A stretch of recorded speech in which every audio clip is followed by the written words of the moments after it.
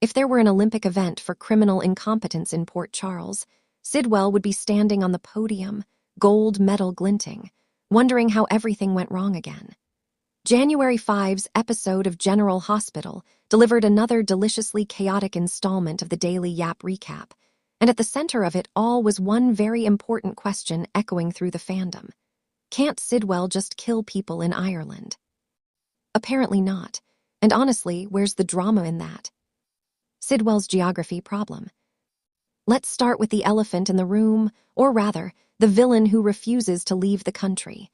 Sidwell continues to operate like a man who has never owned a map, a passport, or a shred of common sense.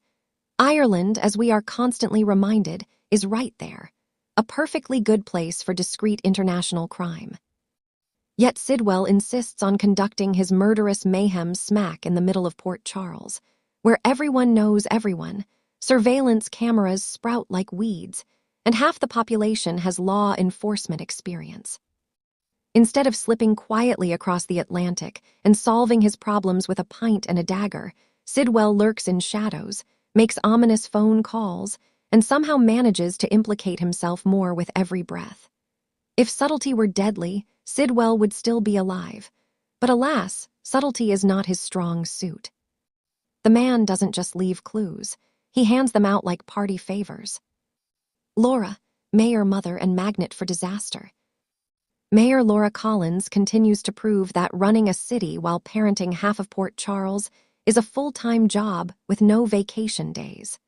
January 5 saw Laura juggling political pressure with personal dread, especially as Sidwell's name continues to float dangerously close to people she loves. Laura has the weary look of someone who survived too many hostage crises to be impressed by threats. Still, you can see it in her eyes. She knows Sidwell is trouble, and she knows trouble never stays contained. The problem? Sidwell isn't just dangerous, he's sloppy. And sloppy villains don't just hurt their enemies, they hurt everyone. Laura's instincts are screaming, and when Laura Collins gets that look, history tells us Port Charles should brace itself. Kevin tries logic again. Kevin Collins once again attempts to inject reason into a town that runs entirely on impulse and unresolved trauma. His conversations carry the familiar undertone of a man who knows exactly how this will end, and knows no one will listen anyway. Kevin recognizes Sidwell for what he is, a desperate man making reckless moves because his control is slipping. That should be reassuring. Unfortunately, desperate men on General Hospital tend to explode before they retreat. Kevin's calm warnings feel like a storm forecast no one wants to hear. Sunny skies are promised, but everyone knows the hurricane is already offshore. Sunny Corinthos, a familiar chessboard.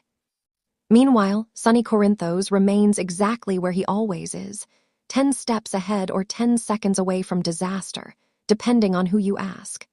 Sidwell circling Port Charles is not something Sunny appreciates, and you can practically feel the unspoken rule vibrating in the air. Don't bring international messes into my city. Sunny doesn't need to raise his voice. The silence is enough. He knows Sidwell's type, the kind that mistakes chaos for power, and Sunny has dealt with enough of those men to recognize when someone is writing their own obituary.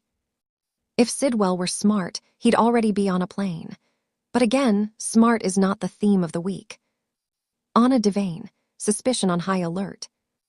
Anna Devane spends January 5 doing what she does best, watching, listening, and quietly connecting dots while everyone else runs around yelling. Sidwell triggers every red flag in Anna's seasoned spy brain. His movements don't make sense. His timing is off. His arrogance is glaring. Anna knows that villains who refuse to leave town are usually either planning something catastrophic or too egotistical to realize they're cornered. Either way, it's bad news.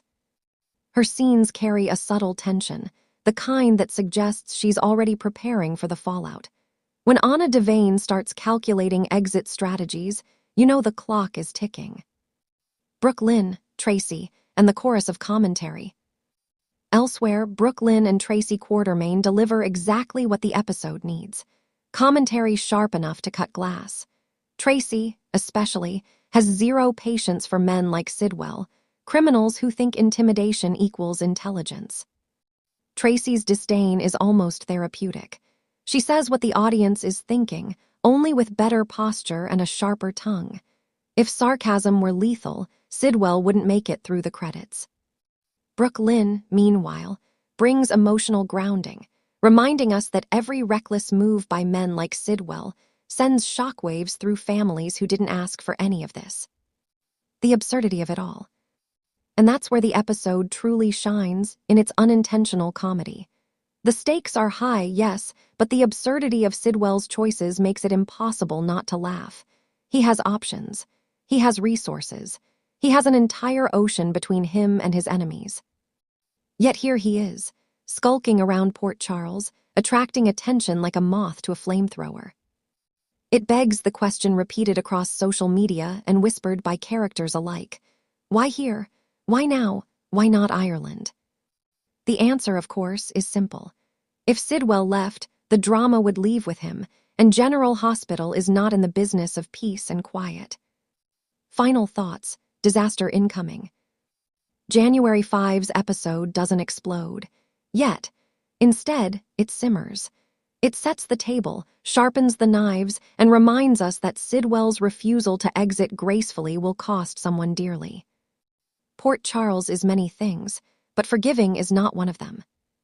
So no, Sidwell cannot just kill people in Ireland. Because if he did, we wouldn't get this slow-burn tension, this delicious incompetence, this inevitable crash that General Hospital does so well. Pack your bags, Sidwell, or don't. Either way, the end is coming and Port Charles is already watching.